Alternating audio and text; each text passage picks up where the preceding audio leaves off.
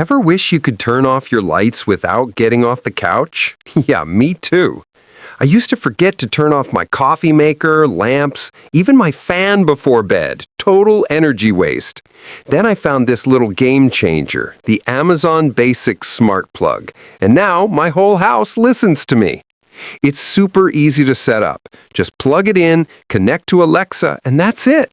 Now I can say, Alexa, turn off the living room lamp, or turn on the coffee maker, and it just works. No hub, no complicated setup, nothing extra. You can schedule appliances, set up morning routines, or control devices while you're away using the Alexa app. It even helps save energy since you can check and switch things off anytime, anywhere. And it's small enough that it doesn't block the other outlet, which is a nice touch.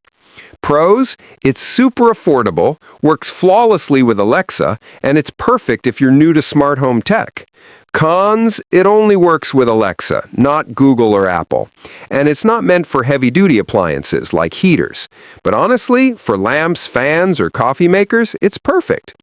If you want to make your home smarter without spending a fortune, the Amazon Basics Smart Plug is the way to start. It's simple, reliable, and once you try it, you'll never go back. Check in the description.